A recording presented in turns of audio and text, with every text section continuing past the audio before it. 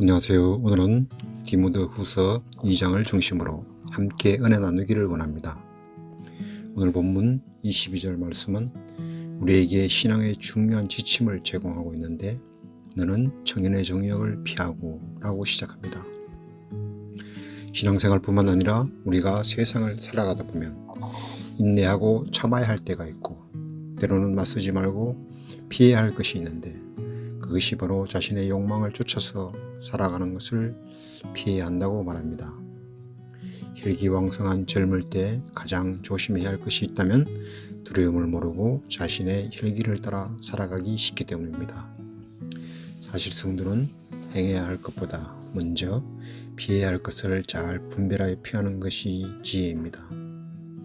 그러면 자신의 욕망을 따라 살지 않고 지혜로운 삶을 살려면 어떻게 살아가야 할까요? 세상에서 가장 지혜로운 사람 중에 한 사람이 있다면 솔로몬 왕을 꼽을 수 있을 것입니다. 지혜왕 솔로몬, 그는 전도서에서 공고한 날 곧 죽음의 때가 이르기 전에 창조주 하나님을 기억하는 것이 지혜로운 삶이라고 말씀하고 있습니다. 청년의 때에 놓치기 쉬운 것이 있다면 자신의 정욕대로 살아가는 어리석음을 범하기 쉽기 때문입니다. 그리고 보면 우리 인간은 자신이 똑똑하고 스스로 지혜 있는 것 같지만 어리석은 것이 인간인데 인간의 어리석음을 마음을 잘 표현한 시 한 편을 소개하겠습니다. 터키 시인 나짐 히크메트, 그는 신과의 인터뷰라는 시를 통하여 이렇게 노래합니다. 어린 시절은 지루하다고 서둘러 어른이 되기를 원하고 그리고 다시 어른이 되고 나서는 어린 시절로 돌아가기를 갈망하는 것. 돈을 벌기 위해 건강을 잃어버리고는 다시 건강을 찾기 위해 돈을 다 잃어버리는 것. 미래를 염려하느라 현재를 놓쳐버리고는 결국 현재도 미래에도 살지 못하는 것. 결코 죽지 않을 것처럼 살고는 살아본 적이 없는 듯 무의미하게 죽는 것.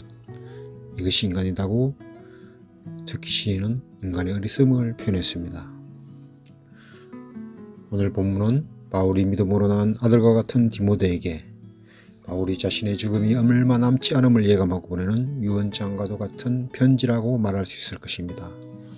자신의 죽음이 가까이었음을 알고 상하는 제자에게 자신의 신앙적 위상과 같은 믿음의 당부를 하는 바울의 편지만큼 꼭 필요한 것을 그 내용으로 하고 있었음을 알 수 있는데 바울은 이 장에서 믿음의 경주를 하는 신앙생활을 여러 가지로 비유하여 설명합니다. 먼저 선생이 된 디모데에게 자신이 받은 바 은혜를 또 다른 사람에게 가르치는 일, 교사로서의 역할을 하는 것이 믿음의 사람이 해야 할 일이라고 말합니다.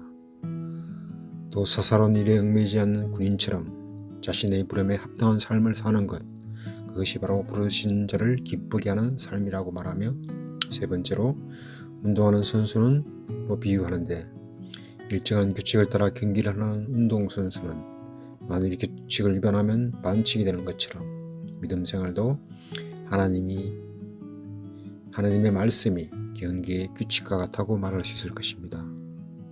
마지막으로 농작물을 수확하는 농부처럼 일에는 마땅히 수확의 몫을 거두게 되는 것으로 하나님의 일꾼에게는 그에 합당한 몫이 있으며 하나님이 그의 삶을 책임져 주신다고 말씀합니다. 신앙생활은 내가 하고 싶은 대로 하는 것이 아니라 경기에 나가는 운동선수로 명예가에 순종하는 군인으로 일정한 규칙을 따라 하는 것이며 배운 것을 가르치는 교사처럼 심은 것을 거두는 농부처럼 신앙생활은 배운 것을 가르치고 믿음으로 심어서 심은 대로 거두는 생활입니다. 오늘 본문 20절, 21절 말씀은 주님이 쓰시는 그릇에 대하여 말씀하는데 교회는 마치 금그릇, 은그릇, 질그릇, 나무그릇처럼 온갖 종류의 사람들이 있는 큰 집과 같은 것이 교회입니다. 그런데 특별히 귀하게 쓰임받는 사람, 곧 하나님이 쓰시는 그릇이 있다는 것입니다. 그러면 하나님이 쓰시는 그릇은 어떤 그릇이라고 말할 수 있을까요? 하나님이 사용하시는 그릇이 되려면 또 어떤 그릇을 쓰시는지를 오늘 본문의 맥락을 통하여 살펴보면 15절에서 진리의 말씀을 옳게 분별하여 미혹의 영에 끌려다니지 않아야 하나님의 쓰심에 합당한 그릇이 됩니다. 바울은 미혹의 영에 끌려 잘못된 길을 가서 하나님의 쓰임에서 멀어진 두 사람을 소개하고 있는데 후메네오와 빌레도입니다. 이들이 잘못된 가르침을 받아들이므로 그들의 말은 악성 종양과 같았어. 이들이 말하는 비질의 말은 많은 성도들의 믿음을 파괴시키고 하나님으로부터 멀어지게 하는 일을 합니다. 바울은 잘못된 믿음은 마치 정상세포를 무력화시키고 파괴시키는 악성 종양, 암세포와 같은 역할을 한다는 것입니다. 그것은 마치 광야를 지나는 양무리를 노리는 이리 때처럼 교회 안에서 잘못된 신앙을 가진 이단들의 가르침은 교회를 파괴하고 하나님의 양을 노략질하는 이리와 같은 무리들이 있었습니다. 그러므로 진리의 말씀 가운데 거하는 것이 하나님께 쓰임받는 깨끗한 그릇이 됩니다. 다음으로 하나님께 쓰임받는 깨끗한 그 그릇은 22절에서 말씀하고 있는데 먼저 정욕을 쫓아서 살지 않는 삶을 말씀하고 있는 것입니다. 정욕을 쫓는 삶은 육신의 정욕뿐만 아니라 안목의 정욕과 이생의 자랑이 있습니다. 안목의 정욕은 스스로 교만하여 눈에 보이는 대로 살아가는 삶이며 이생의 자랑은 하나님보다 세상의 명예를 더 사랑하는 삶입니다. 그러므로 하나님께서 쓰시는 그릇은 22절 하반절에서 순결한 마음으로 주를 부르는 사람들과 함께 의와 믿음과 사랑과 화평을 추구하는 삶을 사는 것이 주님께 쓰임받는 삶이라고 말합니다. 여기에서 제가 주목해보고자 하는 것은 바로 함께하여 추구하여라 라는 말입니다. 신앙의 경주는 혼자면 넘어지고 실패할 수밖에 없습니다. 그러나 함께할 때 하나님의 역사는 일어납니다. 잠언 27장 17절에 보면 철이 철을 날카롭게 하는 것 같이 사람이 그의 친구의 얼굴을 빛나게 한다고 말씀하고 있습니다. 성도의 신앙 경주는 먼저 내가 깨끗한 마음으로 하나님 앞에 나가야 하는데 혼자서 하면 넘어지고 실패할 수밖에 없습니다. 그러나 함께하면 강해지고 또한 감당할 수 있는 힘이 생기게 되는데 전도서 4장 12절에 보면 한 사람이면 패하겠거니와 두 사람이면 능히 막설 수가 있나니 세 겹줄은 쉽게 끊어지지 아니하느니라. 우리가 잘 아는 것처럼 교회는 건물이 아닙니다.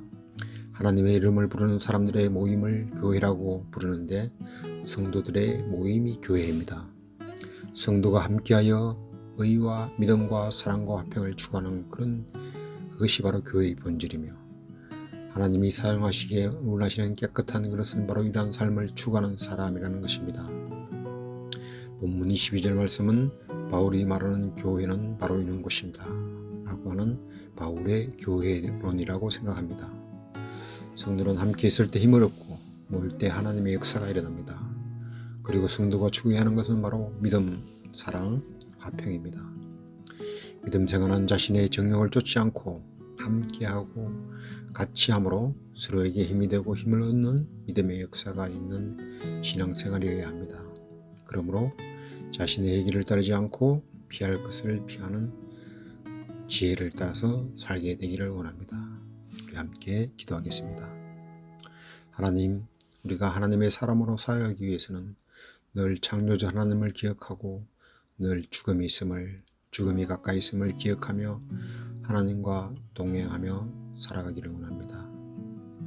지혜로운 삶은 자신의 정욕을 따라 살아가는 것이 아니라 창조주 하나님을 기억하며 하나님의 쓰시기에 합당한 그릇으로 의와 화평과 믿음과 사랑을 추구하며 사는 것을 알았으니 신앙의 경주를 하나님의 방법대로 하게 하시고 먼저 믿어서 배운 지식을 가르치고 또 믿음으로 심는 우리의 삶이 되게 하옵소서.